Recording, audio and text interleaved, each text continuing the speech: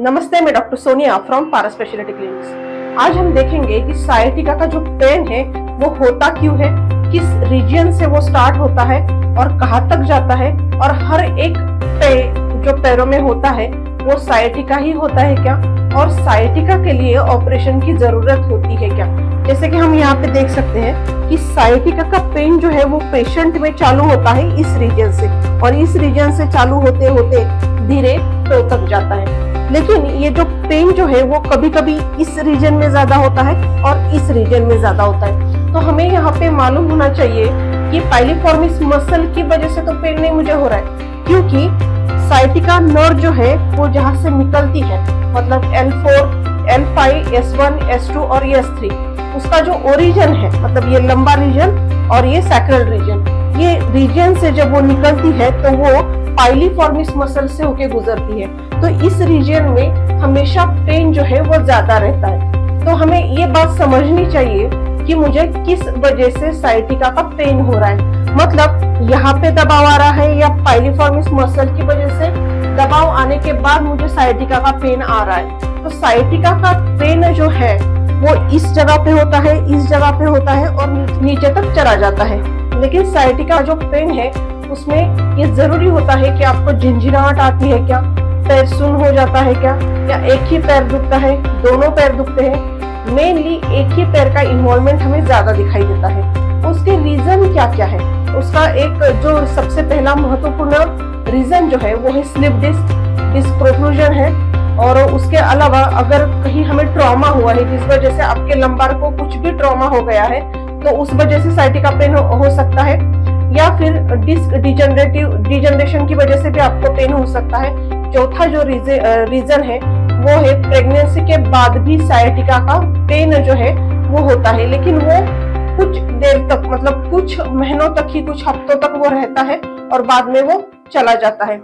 अगर spinal canal stenosis भी है आपको, तो आपको सायटिका का पेन जो है वो हो सकता है। लेकिन आपको ये जानना जरूरी है कि सायटिका का पेन जो है मुझे ये लंबार और सैक्रल रीजन में नस के ऊपर दबाव आने से हो रहा है, या फिर मसल से होते हुए जो नर्व जा रही है उस मसल्स में दबाव आने की वजह से मुझे पेन हो रहा है, ये जानना आपके लिए बहुत जरूरी होता है। दूसरी बात जो एक ये है कि पेशेंट कहते हैं कि मुझे बैठने पर ज्यादा दर्द होता है, चलते टाइम नहीं होता इतना, लेकिन बैठने पर ज्यादा दर्द होता है। तो इसका एक कॉमन रीजन है, जैसे ये मसल्स यहाँ से होके यहाँ तक जाती है, जैसे आप बैठते हैं किसी भी चेयर पे या कहाँ पे भी बैठते हैं तो ऑब्वियस आपके मसल पे प्रेशर आता है और नर्व जो है वो फिर से दबने लगती है, इसलिए इस पेशेंट को बैठने पर ज्यादा दर्द होता है।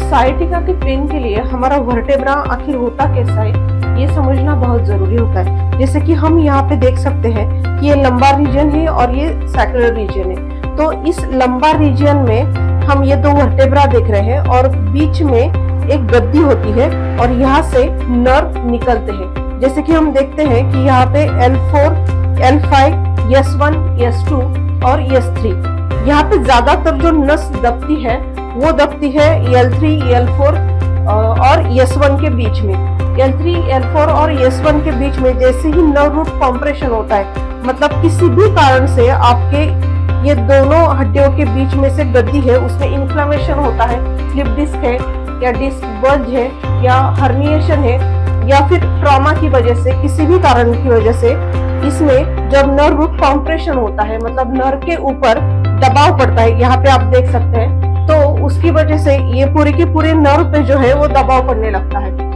तो उसकी वजह से सायटिका का पेन जो है वो चालू हो जाता है। तो हमें SRDP चिकित्सा में क्या करते हैं कि ये जो इसके ऊपर, नसों के ऊपर जो दबाव पड़ रहा है वो दबाव निकलने की हम कोशिश करते हैं। जैसे जैसे ये दबाव निकलता है वैसे वैसे वो सायटिका का पेन जो है वो ठीक हो जाता है।